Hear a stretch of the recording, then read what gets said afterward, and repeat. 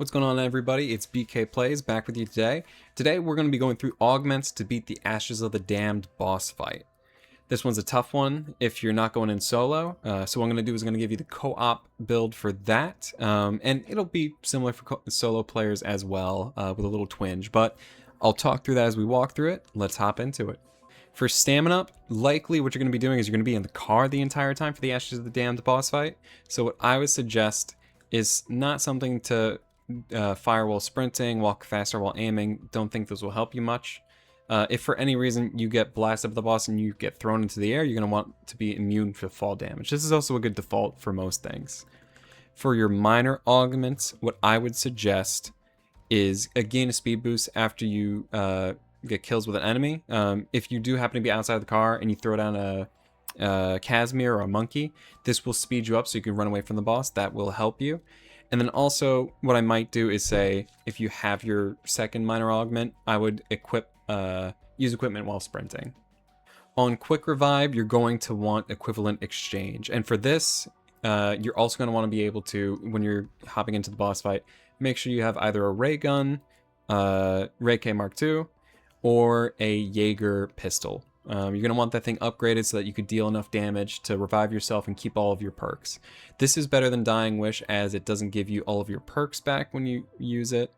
And for that reason, equivalent exchange is the way to go. And I believe there used to be some bugs with it, very buggy game, but I believe those have been ironed out. For your minor augments, what I would suggest is using Karmic Return and increase your time in last stand. Increase your time in last stand shouldn't matter much if you have a gun that's going to do enough damage to pick you back up with equivalent exchange, but increasing it can help you put out damage if you're at the end of the boss fight, you've lost all your 3 equivalent exchanges, and you're trying to kill it off while you're in that last stand. And reviving an ally revives you to full health. If you're healing up your allies, you're probably going to be getting blasted from behind, as you're trying to revive your teammates, so you're going to want that one to get yourself fully revived, as well as your teammate when you revive them. Juggernog, you're going to want to increase your maximum health. I know a lot of people have been talking about Turtle Shell and how good it is. Because it's situational, I like to pick augments that are going to constantly give you a reward. You don't have to think about it. You could just set your mind at ease, and just use things that'll marginally, if not increase even more. I believe it's a 50 health point increase, which is a 20% increase. And then for your minor augments, what I would suggest is either hardened plates or durable plates. For Speed Cola, we're going to want to be able to reload fast, want to be able to shoot zombies quick and get up quick if you're out of the car. And then for your minor augments, I would say deploy equipment faster. So if you have to heal up the car, what you're going to want to do is either throw the monkey really fast or throw the Casimir really fast and then get to it. The worst is when you're winding up that monkey as the zombies are hitting you and then you go down. So we want to avoid that. Put on fast pitcher to avoid that. And then another thing I like to do is use reloading has a chance to not use stock ammo. Just give you a little bit extra. For Vulture Aid, we're going to want to use Armormatic. I know some people were out on this before, but they have fixed this so that it uses armor more efficiently than you will ever be able to use it.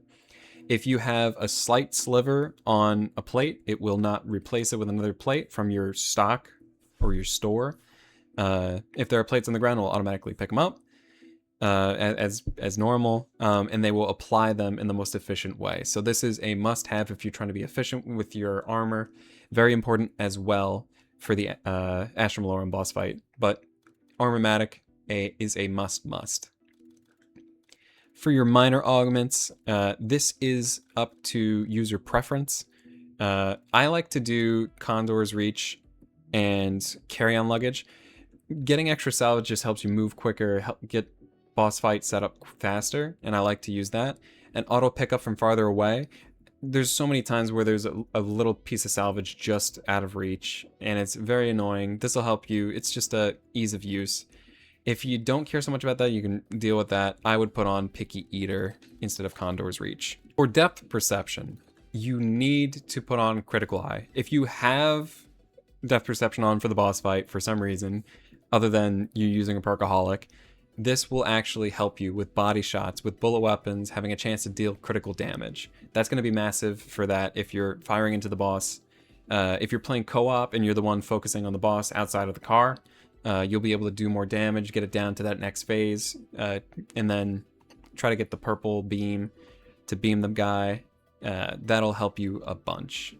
And then for your minor augment, this is kind of up to you. I like to find essence under extra essence under more locations. For PhD flopper, I like to do what we've done in Black Ops 6 as well. I like to use PH slider. Sliding into enemies triggers explosions. It's always nice to have an extra tool if you're running out of ammo. You need to just take down zombies, or you need to get them off of you. That always helps. And then I would do Environmentalist because there's a lot of bombs going off in this boss arena. And I would argue that this is probably a good minor augment for all boss fights, because most of these boss fights are going to have some area of effect damage. They're going to have bombs going off. They're going to be shooting at you. So this will probably be one that will be a staple throughout the game's life cycle. And then I have Tribologist on as well. You could put Stuntman on. I don't think it would be much help. It might be a help if you're getting in a corner of the arena. But for me, I like to increase the distance and speed to put more distance between me and the zombies as I'm trying to focus on the boss, or help me get out of those area of effect bombs that he's dropping. For Mule Kick, this is a little bit of user preference as well. I like to just have more ammo, more damage. It's because I'm usually using guns that go out quick. I've been using the Kogot submachine gun quite a bit for boss fights and for putting out a ton of damage. So for that, I like to just have more ammo. It helps me not run out as quickly. You could also choose to do Pack-a-Punching a weapon might cause another weapon to upgrade to the same PAP level. That one is pretty nice, and the odds of this increases the more you Pack-a-Punch with this perk enabled. But what I will say is that there was bugs on this as well that had it not working. Because of that, I leaned towards something safe, just getting more ammo. That's always going to help you. And for minor augments, what you need to do is get kickback, get a discount on perks. This will help you out significantly in keeping your costs down, getting into the boss fight at a lower round if you're buying perks as you're going through. And then also carry more armor plates. Can never have enough armor in these boss fights. Sometimes they don't drop any plates. If you're lucky, the arena will have a boss fight buy like they have in Astra Malorum, but that is the way to go. And if you're not going to get a discount on perks, what I would say is carry more equipment.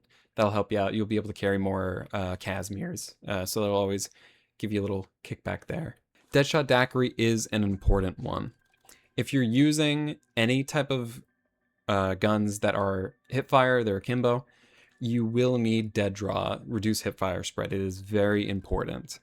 If you're lucky enough to have 2 extra slots on the minor augments, I would also say increase bullet damage to armor pieces. This will not, I don't believe it affects the Astra Malorum, Ashes of the Dam boss fight, but for Astra Malorum, it has armor. You have to break the armor. This helps you get there quicker, and it might be the difference between making it or dying. So for that reason, we have that equipped. And for our major augment, we have Deadhead. Increase Deadshot Dacquri's critical damage bonus for guns. So if you're hitting that crit spot, you're going to be doing more damage. That's what we need. We're trying to increase their damage as much as we can. Double Tap is another very important augment stack. We have double standard. All non-critical shots do double damage. The reason we choose this one is because most of the guns that help on boss fights are either guns where you don't have a lot of accuracy, or they're shotguns, they're akimbo, SMGs, so on and so forth. So when you're not hitting critical shots, you're still doing double damage. This is a catch-all. Most of the time you're going to be hitting headshots, you're going to be getting good damage from that, and then you're going to be having that increased by Deadshot Dacquri. With double tap, it's covering your base for whatever other parts of the zombie you're hitting, you're going to be doing good damage there. For your minor augments, what you're going to want to have is further increase weapon fire rate to make it even faster, do more damage per second. And then also, weapons have a chance to do double damage, but also have a small chance to do no damage. This has to be equipped with guns that are, for instance, not snipers. The higher the rate of fire on the gun, the better double or nothing will do for you. The slower the rate, the worse it will do. For Wisp Tea, we're going to use Mask of Benevolence. The maiden does not attack, but will periodically heal you. This is basically to just make sure it doesn't do anything that you don't want it to do. It's kind of the safe setting. It'll heal you up a little bit. That's nice. But it won't kill any zombies and take away from if you're doing camo grinds. So this is a little bit less for the boss fight, more so for everything. And also because whenever I set it to revive me, it has never revived me, so I don't think that does anything. And what we want to do for minor augments is use Fetcher, so it's going to pick up everything for you. You don't got to worry about picking up. It's a nice quality of life thing. And increase the Wisp's lifetime. So for Ashes of the Damned, when you need the Wisp to spawn in and get it into the mirror, sometimes you don't make it in time if you're somewhere else when it spawns in. So this will help you get that done. Shatter Blast is a very important perk for bosses that have armor, and the reason for that is because the Shatter Blast ammo mod works on bosses as well. So you're going to want Blast Repair. That'll heal some of your armor if you destroy armor. That'll help you keep your armor up as you go through the fights. And Blast Through will do Shatter Blast damage through armor, and this helps you do more damage to boss fights. Anytime you can multiply that, you want to do it. And then also, if you have another one, you could throw on Blast Boost to give you an increasingly explosive damage. If there's any zombies around, knock those guys down. If you're using Frenzied Guard, I suggest to use Frenzied Fire. While Frenzy use ammo from stock, this essentially turns into a free fire. Used to work pretty well for boss fights, but they turned off that cheese a little bit and made it just reasonable. We have Repair Boost, so when you will repair more armor per kill, and then also increasing the Frenzied Guard duration. If you're using Aether Shroud, I would suggest to use Distract Normal and Special Enemies with a clone of yourself. It acts as a little bit of a monkey bomb, puts zombies in one area after you shroud out.